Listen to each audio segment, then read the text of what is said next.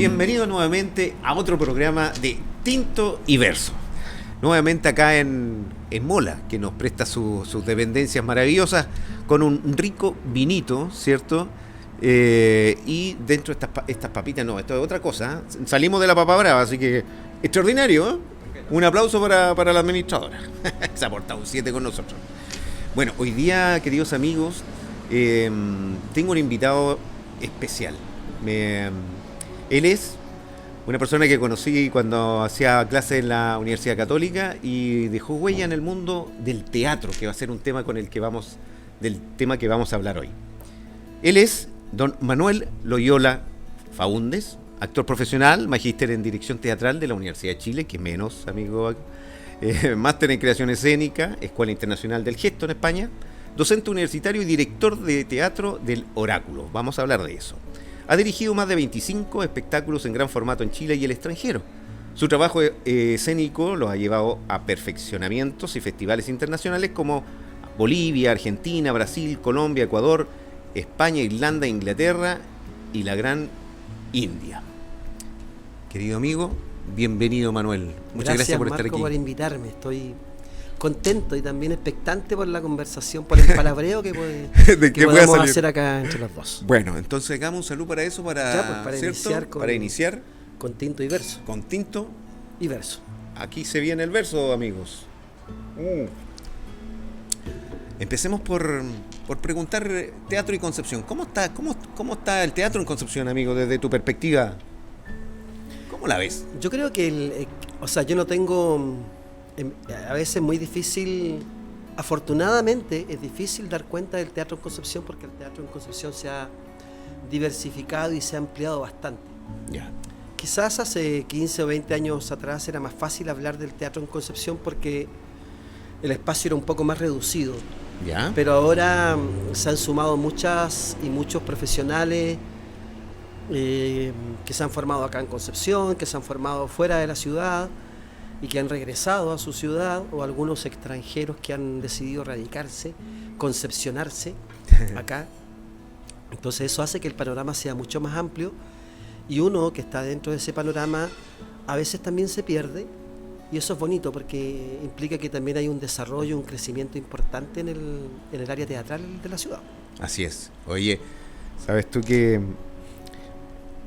recuerdo perfecto que en mi época juvenil, cuando uno quería estudiar teatro, música, los papás te decían, ¿y cómo se te ocurre estudiar esa lecera si vas a andar muerto de hambre? ¿Te acuerdas? Claro. ¿Qué tan lejano estamos de eso, amigo? Yo creo que yo soy de los que... Bueno, yo he hecho ¿No le hiciste caso a tu viejo? No le hice caso, pero yo nunca he tenido ninguna necesidad viviendo el teatro, o sea, jamás. De hecho, o soy afortunado o he tenido la disciplina, pero yo creo que un gaffiter que hace mal su pega y que es irresponsable, que dice que va a llegar a las 3 y después llega a las 4:30, que deja las cosas a media, que deja sucia la cocina después de arreglarla, finalmente no lo van a llamar más. Claro. Y eso ocurre con aquellos abogados que hacen mal su trabajo, con aquellos ingenieros que hacen mal su trabajo y con los actores o actrices que hagan mal su trabajo. Claro. O sea, para mí esto de que te vaya mal o bien depende de cómo tú desempeñes el oficio, sea cualquiera el que desarrolle. O sea, si cortas el pasto y lo cortas bien y limpias y dejas impecable y te preocupas de los detalles en ese pastizal, en ese patio, probablemente te vayan a llamar, probablemente te recomienden y probablemente al cabo de un tiempo vas a tener que renovar tus equipos porque tienes harto trabajo y en fin, te va a ir bien. Entonces, mucho de eso tiene que ver con la disciplina y con cómo uno se relaciona con el oficio. Sí, estoy de acuerdo contigo. Pero si soy un pez, es difícil que sepa subir árboles. ¿Qué características debería tener una persona que le gusta el teatro y dedicarse a él?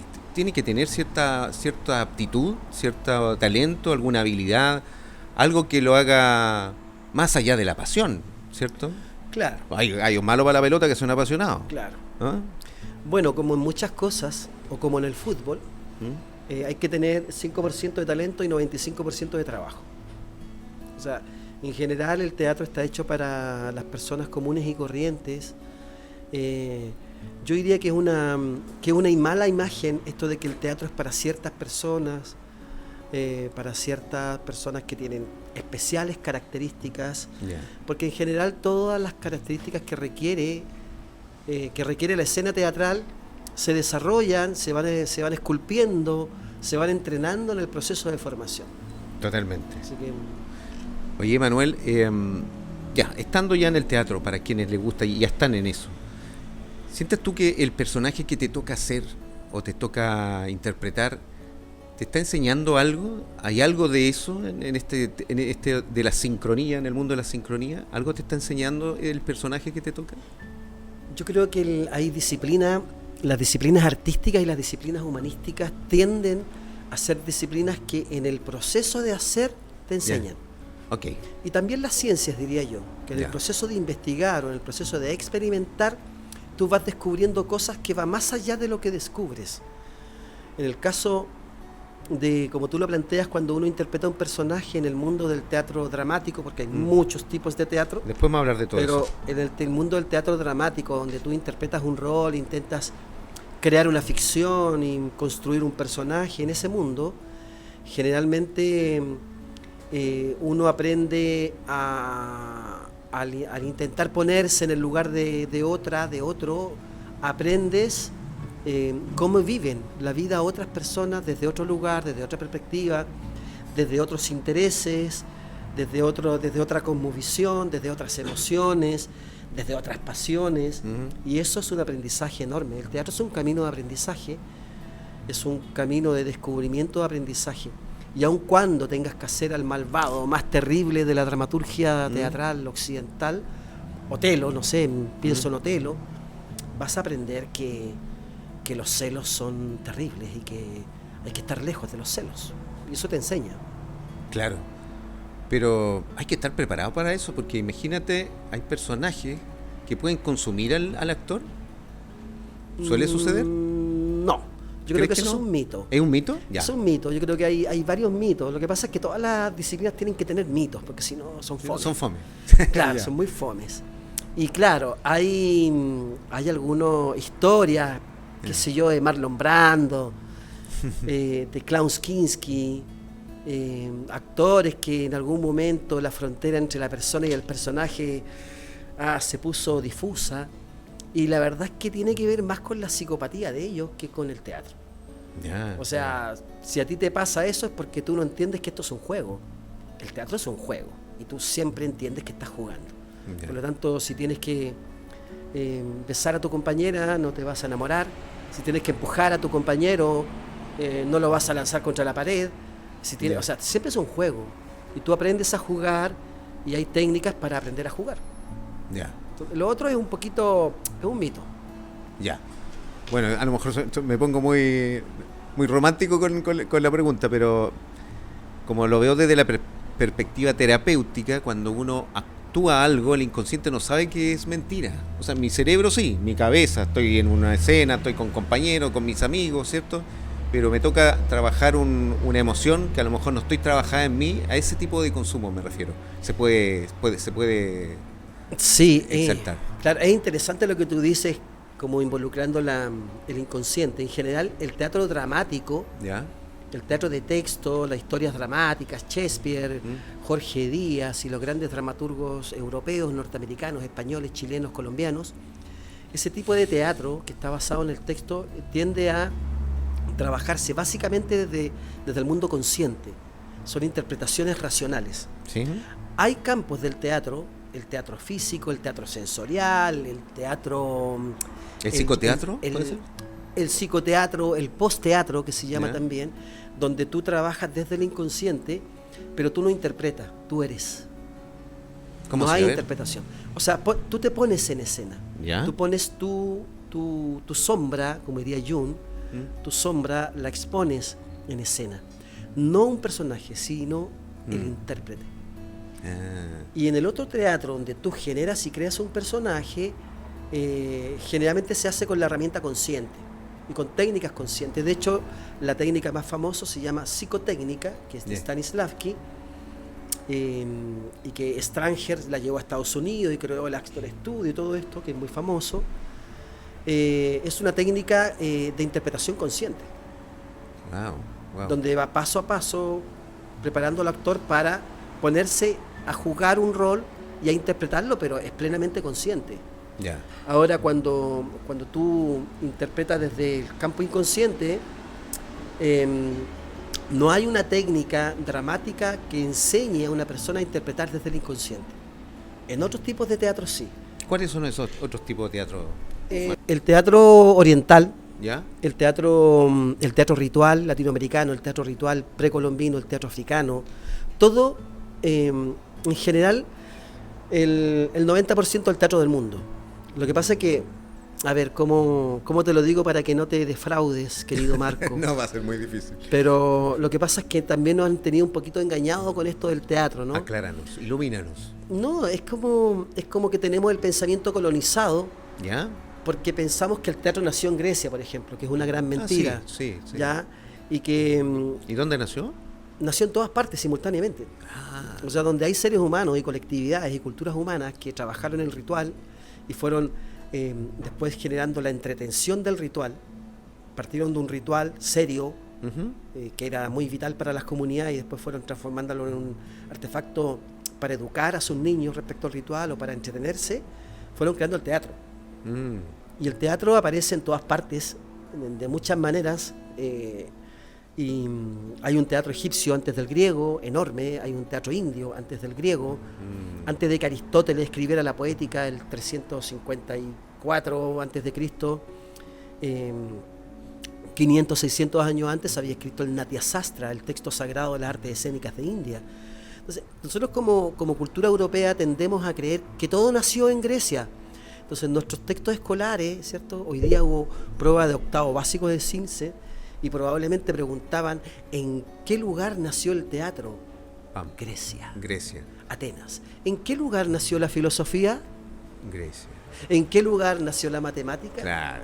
¿En qué lugar nació la historia? Grecia. Entonces, somos una cultura eurocéntrica, de mentalidad restringida, y la verdad es que el mundo ha tenido un desarrollo científico, escénico, ingenieril, filosófico enorme más allá de Europa. Europa ha sido dominantemente una isla que en los últimos 3 siglos ha dominado el mundo. Pero Europa también fue dominada por los moros, y también había una cultura de teatro ahí diferente que influyó en los españoles. Claro, es una cultura teatral básicamente cantada. El teatro occidental se caracteriza porque Aristóteles dijo en el siglo IV que el teatro es el texto. Ya. O sea, una obra de teatro que está en un libro, acá está el teatro. Y eso fue tan importante y fue tan impactante y es tan relevante en la cultura occidental que tú vas a una biblioteca hoy día, acá a San Pedro, le dice, ¿tiene algún libro de teatro? Y la señora sí, acá tengo una obra, y te va a pasar una obra escrita en diálogos. Te va a pasar una obra literaria. Aristóteles lo dijo en el siglo IV y eso ha sido tan impactante que redujo el teatro occidental al texto. En cambio, el teatro del 95% del mundo ha girado fuera del texto. Ha girado en el ritual, en el canto, en el rito. Y ese teatro ha potenciado la relación del teatro como un campo sanador, de sanación, por ejemplo, o de desarrollo espiritual. Y ahí se relaciona con el inconsciente. Qué potente. Nosotros hemos sido extremadamente pragmáticos, extremadamente el logos griego, el logos aristotélico nos ha pesado muchísimo, y también nos ha pesado mucho el pensamiento cartesiano, pragmático del siglo XVIII en Europa, ¿cierto? El siglo de las luces, que es el siglo de la racionalidad. Y eso nos ha mantenido atado a un modelo de teatro que en general es muy particular, pero se da dominantemente en un lugar muy específico, muy pequeño del mundo, que se llama Occidente y el centro de Europa. Y sus colonias culturales, en el caso nuestro. Claro. Oye, ¿cómo estás transfiriendo esta información en los diplomados, por ejemplo, de teatro, que el oráculo? Después quiero que me comentes de cómo nació el oráculo, de dónde viene, de qué núcleo pasional viene eso. ¿Cómo se viene eso en los diplomados que se vienen en el oráculo? Mira, el próximo año vamos a hacer 3 diplomados, un diplomado en actuación, que son como 500 horas al año. Y en ese diplomado mucho, es bastante, son 15 horas semanales y nuestro modelo pedagógico recoge, si una carrera normal de teatro recoge 3 años o 4 de teatro occidental, nosotros recogemos un cuatrimestre. En un cuatrimestre nosotros trabajamos lo que es el teatro dramático de tradición occidental. Después, el otro cuatrimestre, vemos teatro físico. Yeah. Y ahí vemos lenguajes orientales, vemos herramientas del katakali, del butó japonés, con personas que han entrenado en esos lugares, que tienen especialización en teatros físicos sensoriales, que es otro tipo de lenguaje. Explícanos, porque a lo mejor la gente no lo... Te explico primero cómo va el currículum. Eso. El tercer cuatrimestre es teatro cómico. Ay, y ahí vamos a las fuentes del teatro oriental y occidental, a las tradiciones cómicas, a los bufones, vamos al clown, vamos a la comedia del arte, vamos al juglar medieval, vamos al histrión griego, vamos a la pantomima. Y porque hay una historia, hay un tronco de la historia del teatro que es cómica y que ha sido muy ocultada permanentemente, y nosotros ahí trabajamos un cuatrimestre de eso. Y el cuarto y último, se desarrolla un proceso de proyecto de trabajo en el campo del teatro, del post-teatro o teatro post-dramático. ¿Ya? Y eso tiene que ver con elementos de la performance, con los lenguajes contemporáneos del teatro documento, performance, del teatro autobiográfico, del teatro ritual, que son como lenguajes que se rescatan pero que son contemporáneos. Por lo tanto, en el currículum nosotros vemos teatro oficial centroeuropeo en una cuarta parte. Ya.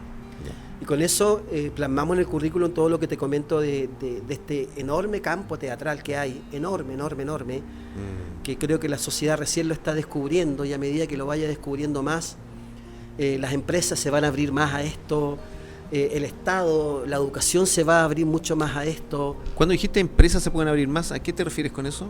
Con entender que si tú quieres que tu empresa sea más productiva, tú necesitas que ese cuerpo-mente, trabajador esté en un nivel óptimo, en un nivel que se llama en teatro el nivel SAT, en un punto de energía máximo. O sea, es mejor tener a un trabajador, a una trabajadora en un punto de energía laboral SAT, un punto máximo, y que en 3 días puede resolver lo que se puede demorar en 2 semanas. Si no está bien, si no se siente bien, si está incómoda, si la tratan mal, si no le pagan bien, si una serie de contextos que hoy día hace que mucha gente en Chile vaya a sus trabajos con pocas ganas. Totalmente. O sea, imagínate, ayer escuchaba que hay 25.000 personas del campo de la pedagogía salieron de la pedagogía. Profesores que se fueron antes de los 5 años de haber ejercido. Abandonaron y fueron estadísticamente los primeros puntajes que entraron a la pedagogía. O sea, uno podría suponer que fueron los mejores profesores los que se fueron. Las mejores personas que están haciendo clases en los sistemas educativos chilenos se fueron de la educación. Entonces, eso debiera ser... ¿Qué lo gatilla crees tú ahí? No sé, seguro que son una multiplicidad de factores. Claro. Pero uno de los factores que yo viví, porque también hice clase mientras estudiaba teatro, porque soy profe de lenguaje también, es que vivimos en un país extremadamente burocrático, donde los verificadores, las tablas, los papeles, la planificación, es de una sobrecarga excesiva para todos los docentes. Y que este concepto de permisología que se utiliza con la intención de regularizar, habría que ampliar ese concepto a todos los campos, a los campos de la administración del Estado, al campo educativo, en fin. En general somos un país muy legalista, de muchas leyes, tenemos soporte, estructura y soportes legales extremadamente grandes, y tenemos que regularizarlo y establecerlo todo, cuando en general en otros lugares no funciona tan así. Sí. No funciona tan así.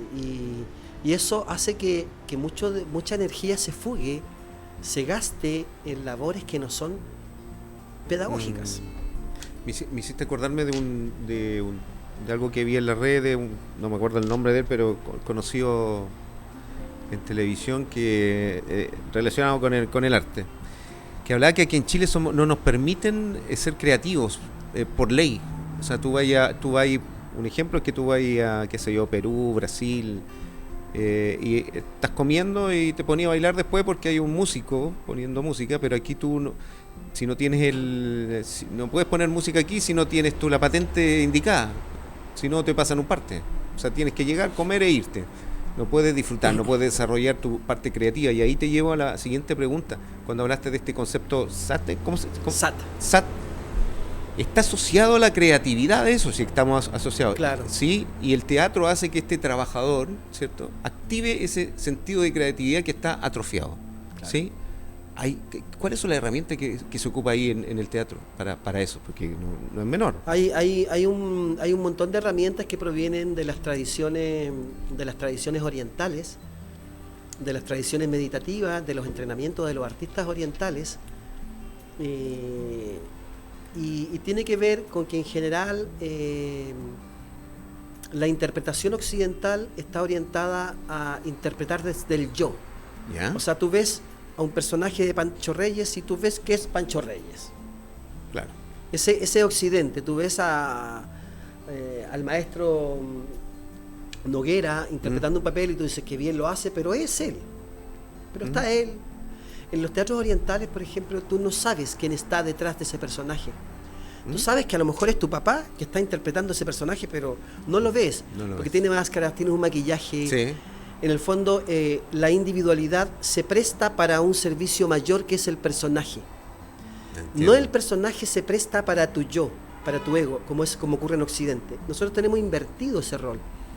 Y por eso nosotros intentamos ser famosos y tenemos esta idea del gran ego. Yo te puedo contar que estudié en la Universidad Católica, en la Escuela de Teatro, en la Universidad de Chile, y estuve acá. También estudié y te puedo contar una serie de cosas, pero todo lo traigo hacia mí, hacia mi ego. Lo que hace el entrenamiento oriental, por lo tanto, es sacar el ego, ¿ya? Porque sus tradiciones filosóficas precisamente se orientan a eso, ¿cierto? A anular la idea del ego. Como proceso de desarrollo de tu espiritualidad necesitas contener el desarrollo del ego. Y nosotros hacemos lo contrario. Y ahí hay tipos de inducciones, de entrenamiento, de visualizaciones internas, de meditación activa, que hacen que tú te sientas integrado a un todo, que tú te percibas físicamente de una manera distinta. Y cuando una persona entrena eso, nosotros lo hacemos con los talleres que hacemos a la comunidad, o a trabajadoras, o a profesores, y tenemos una hora de trabajo de entrenamiento con visualizaciones internas, limpiando el ego, para apuntar a otra interioridad un poquito más, de capa más profunda. La gente sale limpia. Sale completamente limpia y dice, oye, he estado súper bien, mira, esta semana he andado muy bien en el trabajo. Porque nosotros recibimos además en nuestros talleres personas que vienen cargadísimas, que llegan y tú los ves y vienen como tensos y claro, y empezamos de a poco desde el interior hacia el exterior. Partimos por la respiración, por control respiratorio. Con la respiración controlas emociones, calmas, y después empieza ya la visualización interna, con respiración, con ejercicios, con juegos, y eso provoca un estado de bienestar que es maravilloso. Qué bueno. Que es maravilloso y que te sirve para tu vida personal, para tu vida con tus hijos, con tu pareja, para todo, porque andas como más sensible, escuchas mejor y disfrutas. Disfrutas la vida, disfrutas el aquí y ahora, como que te saca el futuro y toda esta... Qué buena. Te lo retiene. Muy Eckhart Tolle lo que me estás contando. El ego no muere, entonces, como decía Jodorowsky, es un perrito que hay que tener controlando, que no te ladre todo el rato el ego. Es importante que no muera, tiene que estar. Tiene que estar. Tiene que estar. Sí. Pero hay que tenerlo ahí controlado. Sí, te pertenece, es parte de ti. Sí, pues es parte de ti, por supuesto, es parte de tu fundamento natural, dinámico, ¿no? Interno. Amigo mío, ¿y cómo nació el oráculo? ¿De dónde, qué gatilló que este centro tan maravilloso en el que tú diriges? Bueno, fue cuando yo estudiaba en Santiago, actuación teatral, y mi maestro Fernando González me decía que no dirigiera, que no dirigiera, porque yo andaba con intenciones de dirigir, y tienes que formarte como actor y después piensas en dirigir. Y yo, bueno, no le hice caso, me puse a dirigir y apareció lo de Oráculo como un lugar misterioso, porque el Oráculo eran centros espirituales, normalmente Sí, po. no eran, a veces se constituyeron en algún momento en centros como con piedras y lugares específicos como pequeñas construcciones, ¿no? Ujú. Pequeñas estupas, pero en general los oráculos eran centros naturales, eran bosques, vertientes, lugares donde además habían oráculos, seres, personas que tenían poderes de la adivinación, frecuentemente mujeres. Ujú. En la historia de los oráculos frecuentemente eran pitonisas, mujeres, Las pitonizas. tanto en Oriente como Occidente, ¿ah? Mm. Quizás porque estaban más cerca de la naturaleza, no sé, ahí habría que preguntarse por qué. Y me llamaba la atención estos lugares, intentaba imaginarlo, buscaba gráficas, cómo eran estos oráculos, que finalmente me preguntaba yo si yo quisiera ir a uno. Yo pensaba que no, porque prefiero descubrir la vida antes de saber que me quedan 3 días, ¿no? Claro, claro. Entonces es como, y por eso, un poco por lo misterioso, Ya. un poco por lo mágico, misterioso, como que me llamaba mucho la atención. Y quizás porque ahora, después de 25 años, 26 años, creo que tiene que ver quizás con la idea de que yo iba un poquito hacia esos lugares. En ese momento no lo tenías tan claro. Claro, no lo tenía muy claro. Estaba plenamente inserto en el teatro occidental, hasta que apareció un profesor brasileño de movimiento que empezó con otras cosas y descubrí el teatro del mundo, el teatro. Estaba ahí euroencarcelado, digamos, teatralmente. Ya. Es por la escuela original. Porque todas las escuelas del occidente trabajan sobre en ese modelo. En general, como te digo, es una cuestión de que, mira, hasta el Renacimiento no es europeo, digamos, es Sí. chino, es de Constantinopla y de China, digamos. Sí. Llega a Florencia porque los mercaderes lo habían empezado a traer, todos los inventos y los libros y los textos antiguos. Da Vinci pinta mucho, Sí, po. pero pinta mucho gráfica china y gráfica arábica, y copia inventos militares chinos. Entonces nosotros tenemos la idea de que el Renacimiento es europeo. Vivimos también instalados de muchos relatos, ¿no? que habría que revisarlo en su justa dimensión. Ya. Así que interesante eso. Oye, Manuel, ¿y empezaste solo estuviste Solo.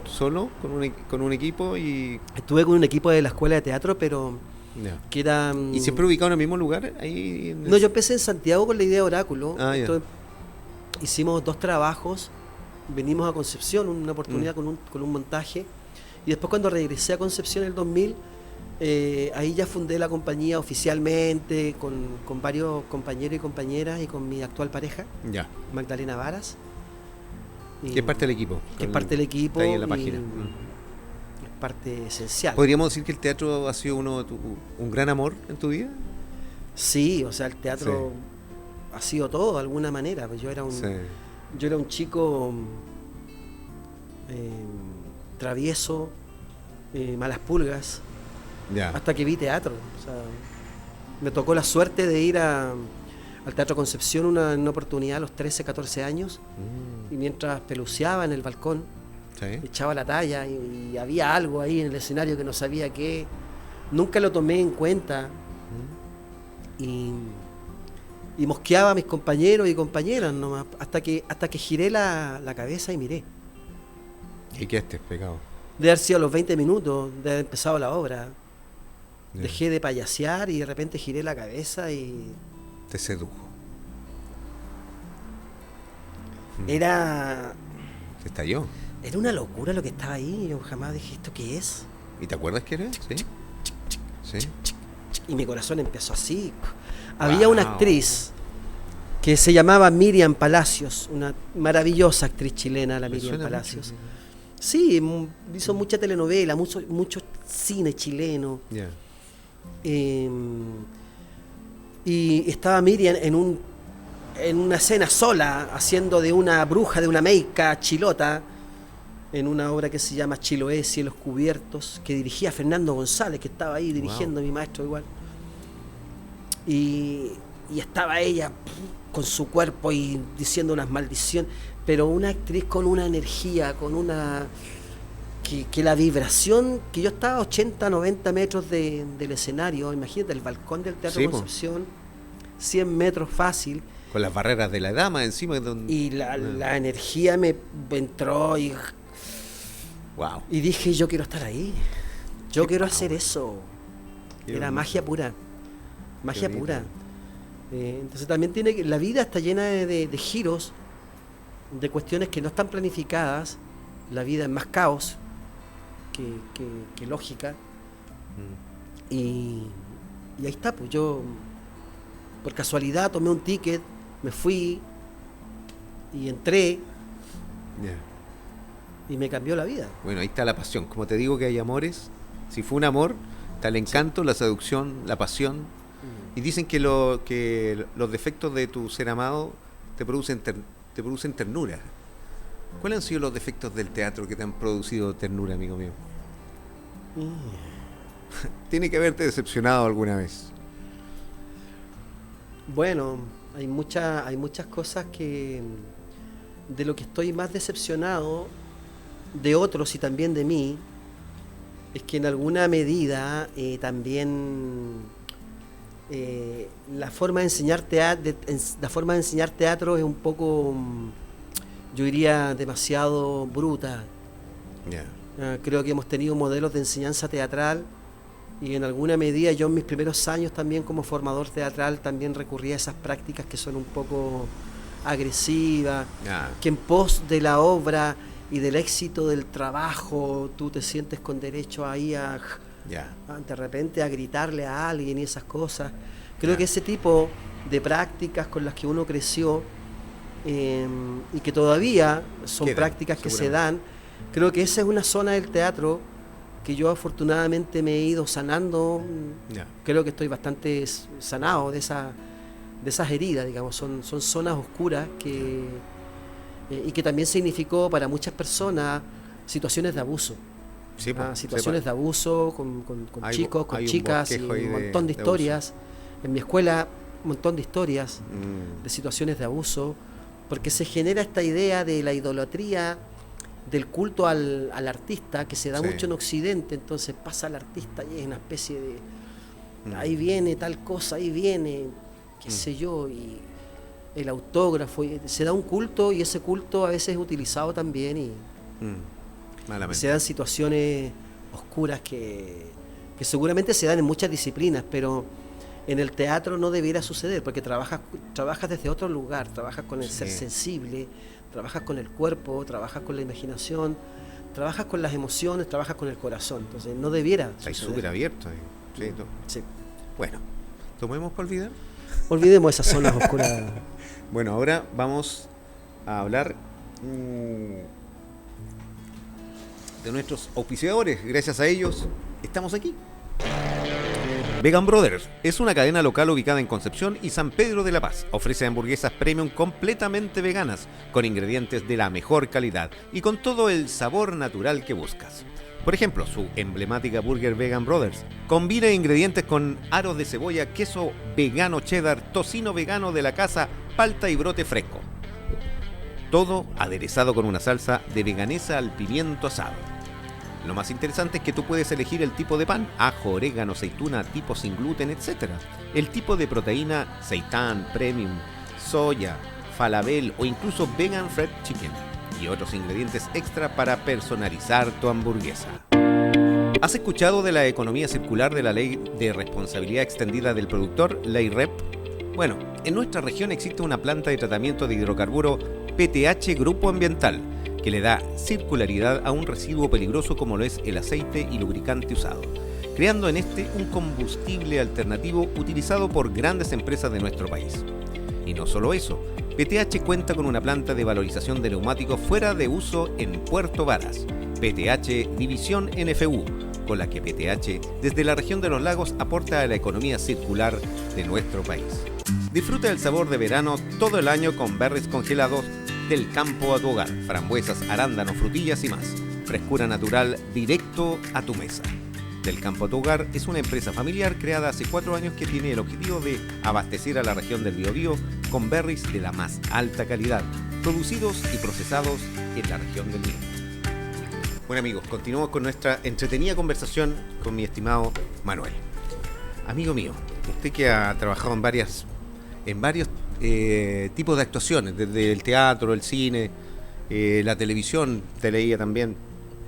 Igual, evidentemente te apasiona mucho el teatro, pero ¿qué gustito tiene hacer cine, hacer televisión o novelas? ¿Hay algo adicional? ¿Es muy diferente? ¿No está en ti?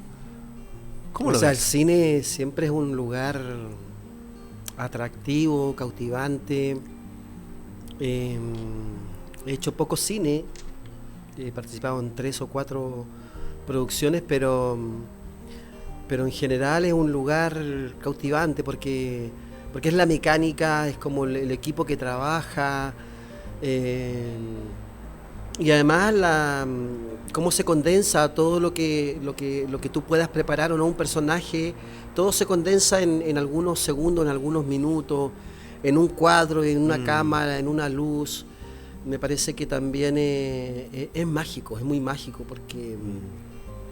porque también no descansa todo en ti. Tú te das cuenta que también tú eres solamente una parte de un engranaje mayor que tiene que ver con la luz, con el sonido, que tiene que ver con el punto de vista de la cámara, en fin. Y eso me parece bonito como un acto dialogal del teatro, como el teatro puede ahora dialogar con otras disciplinas, con otros profesionales, con un técnico, con un ingeniero eléctrico que está sobre una grúa, con una máquina que está iluminando una calle completa, con tramoyas, con gente, con bomberos, porque van a incendiar me tocó en Santiago un mediometraje de Marcelo Ferrari, que también después dirigió Subterra.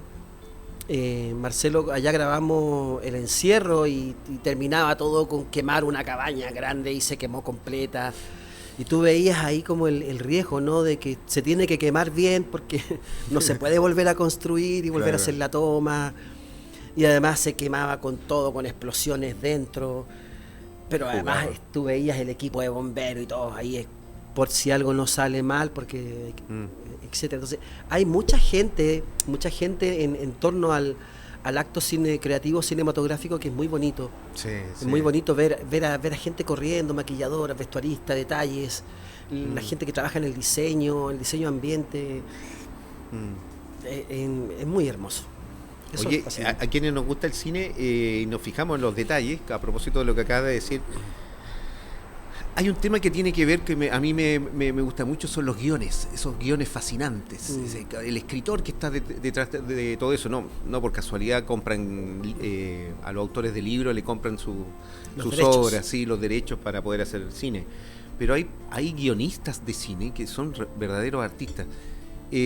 Los guiones en Chile, ¿quién los hace? ¿Hay dramaturgos especializados en eso? ¿Hay algunos secos que no conocemos o sus nombres no son tan conocidos? Mira, yo en Chile no estoy muy al tanto de eso, pero sí lo que sucede en otros lugares en España son equipos.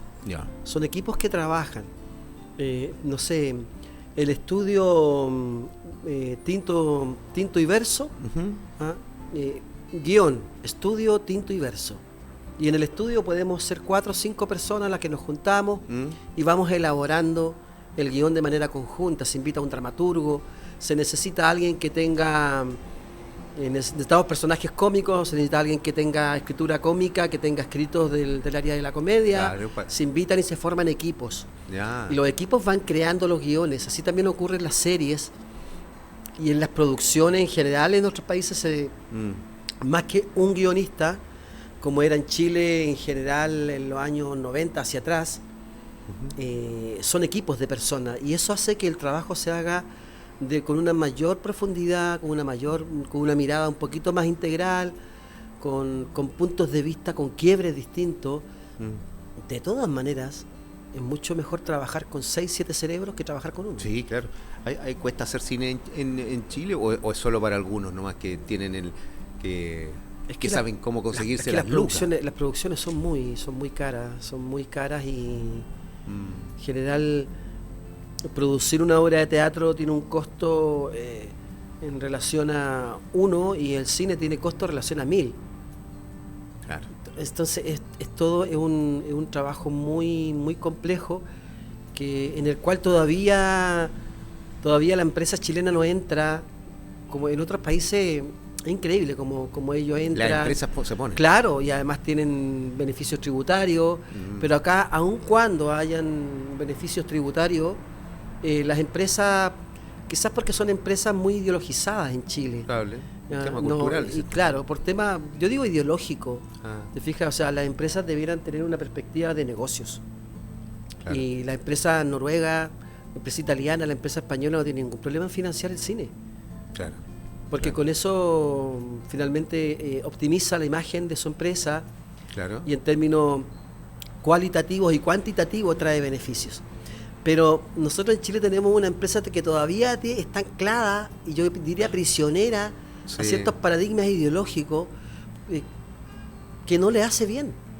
Bueno, lo que te decía yo en un principio, antes de comenzar, de que a la empresa le cuesta, incluso tienen un beneficio de impuestos, pero no hacen capacitaciones tributarias. Claro. No hacen capacitaciones. Increíble, es como que hay una resistencia. No, es de 8 a 8, hay que sacarse la mugre trabajando, y eso es lo que perdura. Sí, yo creo que ahí falta innovación nomás, falta atrevimiento, innovación. Y tomar también el modelo de otras empresas que ya hace rato que se despreocuparon de estas cosas y son empresas que piensan en la rentabilidad, que piensan en el beneficio de su empresa. Y esta película y esta producción y esta serie documental que se viene a hacer a Chile, yo me voy a meter aquí porque es una serie que se va a reproducir en 25, 50, 120 países y yo quiero apuntar con mi producto hacia allá. Sí. Entonces yo voy a... Y además tengo beneficios tributarios. Sí, o sea, debieran entrar con todo al área del arte, al área de la producción cinematográfica, y siento que están todavía ahí un poquito prisioneras de ciertos relatos. Sí. ¿Sabes qué me he dado cuenta? Que vienen empresas, me salí un poco del teatro y del cine, te voy a ir un poquito solo a la publicidad del tema que conozco ahora recién, y hay empresas norteamericanas o internacionales que vienen aquí a hacer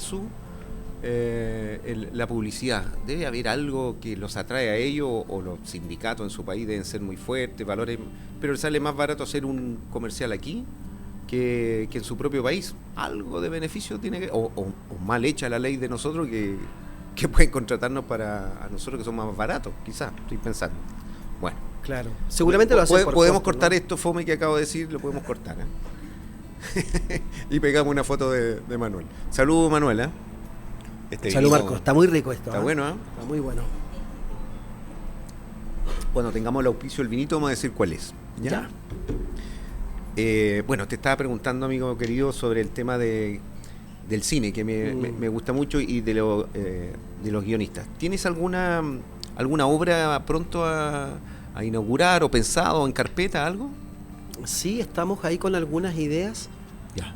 Yo mi tesis de egreso del máster que hice en España este año fue la escritura de un texto teatral que se llama Sueño Da Vinci.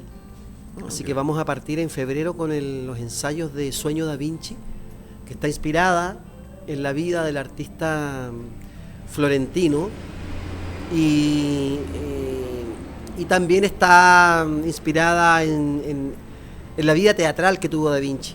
Que Da Vinci fue bastante poco productivo en la pintura, en la arquitectura, fue muy poco productivo en la escultura, fue muy poco productivo en las armas de guerra, fue muy poco productivo en las arquitecturas urbanas y en las remodelaciones, y en la plástica, en la pintura también fue muy poco productivo, pero lo que fue más productivo durante toda su vida fue en la música y fue en el teatro. Da Vinci se lo llevaron a Milán de Florencia para ser el músico y el encargado de las grandes fiestas, de los grandes carnavales. Sí. Por lo tanto, él se desarrolló como escenógrafo, como director de teatro y como guionista y como músico. Y esa es la vida oculta de Da Vinci, Así que yo descubrí al colega Da Vinci y dije, bueno, lo voy a reivindicar porque aparte de la Mona Lisa, la Última Cena y otras maravillas que tiene, me parece que hay una faceta de él, de este artista escénico que poco nada se conoce, así que vamos a abordar ese campo. Hay una serie de él, italiana, una serie italiana, que de cuando yo era adolescente, donde hace una obra de teatro para ¿cómo que se llama? De Medici, el apellido. De Medici, ¿cierto? Lorenzo de Medici le hizo una obra de teatro extraordinario y me quedó marcado. Y tiene razón en el sentido de que era bueno en todo, pero su especialidad, ¿cuál era? La escena. La escena, La escena, ¿no? Es fascinante esa historia, además que es una bonita oportunidad para hablar del Renacimiento y es una bonita, además que yo pongo... ¿Y va a ser un teatro de época? Disculpa, ¿de época? ¿O no va a ser con elementos contemporáneos, con relación con el espectador, va a tener elementos post-dramáticos, ¿cierto? Va a tener un poquito de realidad también, no todo ficción. Y además yo en el guión pongo a dos personajes, pongo a un cómico y a un músico. Entonces me va a permitir quizás entrar también en una reflexión sobre lo teatral, sobre el oficio del teatro y qué sé yo, ahí va a estar bien entretenido, creo. Qué bueno. ¿Y cuánto crees tú que va a salir a...? Marzo, abril, yo creo que estrenamos a fines de junio del próximo año, vamos a estrenar... ahí mismo en el oráculo que tiene, les digo amigo, que está ahí mismo tienen ellos... Tenemos una sala de teatro muy bonita ahí en el sector de Collado, Puchacay, en Lagos de Chile. Ya, que debe ir a verlo, recuerda que... Sí, pues. Sí. Amigo mío, volvamos al tema de la educación. ¿Cómo puede ayudar el teatro a la educación? Que me interesa mucho el tema del aprendizaje. ¿Cómo crees tú que el teatro nos puede ayudar a los chicos? Yo creo que, bueno, quizás habría que partir con los especialistas en educación y otros especialistas del campo de otras áreas de las humanidades, de la psicología y de otras áreas de las neurociencias. Primero diagnosticar cuáles son las necesidades de las nuevas generaciones. Ya. Lo que yo sí tengo claro es que cualquiera sea esa necesidad, el teatro es fundamental. O sea esa necesidad emocional, sea esa necesidad en el campo de la autoimagen, de la autoconfianza, sea en el campo cognitivo, sea en el campo corporal, en el campo sensorio emocional, en todos los campos el teatro es el arma, es el instrumento más valioso que ha creado la cultura humana para salir y desanudar esas cosas. Sí, porque siento que el teatro tiene esa capacidad de que te hace reconocer la emoción que está en mí. Bueno, la característica principal de una emoción es que no tienes control sobre ella. La segunda etapa es tratar de reconocerla y eso es lo que más nos cuesta, no la reconocemos y a veces nos desborda. Y el teatro puede ser una herramienta maravillosa para eso. Pero el teatro del 100%, no el 5% europeo. Ya, del otro. Claro, porque las emociones sí se pueden regular y sí se pueden controlar desde el mundo oriental, por ejemplo. Los actores indios, ¿ya? Yo he estado 3 veces en India y he estado también formándome en India. He estado afortunadamente dirigiendo montajes teatrales también en escuelas de teatro en India. Qué complejo. Y el actor oriental trabaja la emoción desde la respiración. Eso quiere decir que las personas en India que son educadas en la escuela a trabajar su respiración y tienen entrenamiento de elementos del yoga, de elementos del Kalaripayak, que es un arte marcial del sur de India, ellos saben y pueden controlar su ira si controlan su respiración. Pueden controlar algún tipo de emoción límite, regulan la respiración y controlan la emoción. Oh. Cuando salen a interpretar un personaje, los actores indios dicen, ya, ¿qué emoción tiene mi personaje? Y me dicen, la emoción azul. ¿Qué respiración tiene esa emoción? Yeah. Y la preparan antes de entrar a escena. Y ahí está indignado. Y cuando entran, es pectoral, es oral, es rabia, es ira. Salen y tú los ves y salen. Se salen. No es psicológica. Es corporal. Es corporal. Yeah. Es de un acceso directo corporal. Por eso no te afecta la emocionalidad del personaje. Claro, ahora lo comprendo mejor. Claro, sí. claro. Por eso, cuando tú le enseñas a un chico a respirar, cuando tú le enseñas al chico dónde está lo que debiera saber un chico de cuarto básico, dónde están sus pulmones aquí, dónde está su hígado, dónde está su vaso, nadie sabe eso. Claro. Nadie sabe dónde está su páncreas, nadie sabe eso. Sí. Su vejiga, le pregunta a un chico de 10 o a un chico de 50 y muchas veces no sabe dónde está su vejiga. Tienes razón. A menos que tenga 50 y empiece ya a molestarle bastante. Lo que te quiero decir es que el teatro tiene una cantidad de herramientas fuera de la representación, porque siempre concebimos el teatro como representación, fuera de hacer jugar roles al niño. Tiene una etapa de entrenamiento y de juego que te permite entrar en lo más profundo del ser. En lo más profundo del ser. Por eso la danza y el baile en el teatro es casi fundamental. Claro que sí. Me hace sentido mucho eso. Sí. Bueno, amigos, ha sido un rato maravilloso con Manuel, hablar de temas muy entretenidos. Manuel, te dejo las últimas palabras para que inspires a personas que les gusta lo que tú haces o les gusten los temas que hemos hablado acá, para visitarte al oráculo, para ir a ver las obras, sobre los diplomados. Por favor. Mira, yo quisiera los últimos minutos agradecer a todo tu equipo que está por acá y a ti también, Marco, por la invitación, porque además hemos tenido la oportunidad de tener un tiempo prudente para poder decir lo que uno quiera decir. Exacto. Y sin pauta. No yo creo que yo haría un llamado a todos tus seguidores, a todo tu público y las personas que se van sumando a romper ciertas fronteras nomás. El teatro es para la ingeniería, sí. El teatro es para la medicina, sí. El teatro es para la psicología, sí. El teatro es para el deporte, sí. El deporte es para el teatro, sí. La ingeniería puede aportar al teatro, sí. La medicina puede aportar al teatro, claro que sí. Romper la frontera en esta mentalidad cartesiana, ¿cierto? Europea, de que todas las disciplinas, cada uno anda navegando en su propia isla y dando vueltas por aquí separado del otro. Creo que hay que romper eso. Los tiempos son para entender que todos los conocimientos pueden tributar al desarrollo del ser humano, hagas lo que tú hagas. Y aunque tengas 60, aunque tengas 70, y has dedicado toda tu vida al desarrollo de la abogacía o de la psicología, si quieres hacer teatro, lo puedes hacer. Siempre. El arte está desde tu primer día en que comenzaste a respirar hasta tu último día en que expiras. Así que es un llamado para romper las barreras, para atreverte a hacer lo que tú quieres hacer. Inspirador. Muchas gracias, Manuel. Gracias a ti. Nos vemos. Bueno, amigos, nos vemos en el próximo capítulo. Gracias a Mola nuevamente por prestarnos este hermoso espacio y compartir este maravilloso vino. Nos vemos próximamente. Chao, que estén bien.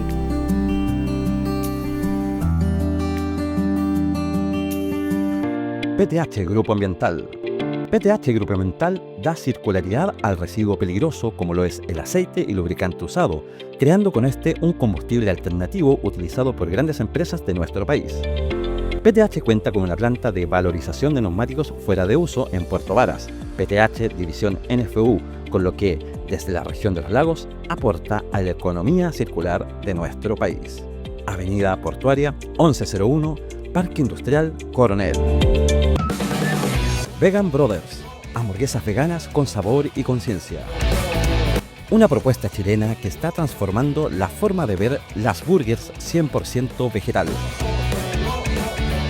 Hamburguesas premium, completamente veganas, con ingredientes de la mejor calidad y con todo el sabor natural que buscas. Paicaví 324, Concepción. Del campo a tu hogar. Disfruta el sabor del verano todo el año con los berries congelados, frambuesas, arándanos, frutillas y más. Frescura natural directo a tu mesa. Batidos, postres, meriendas o cocina saludable. Colo Colo 470, Concepción. ¿Quieres ser instructor de Pilates para mejorar la salud y transformar vidas? Te invitamos a conocer Pilates Sandra del Río, un espacio dedicado a la formación y al bienestar corporal. Con Sandra del Río Pilates podrás convertirte en un guía certificado profesionalmente en este método transformador. Lincoln 444, piso 2, Concepción.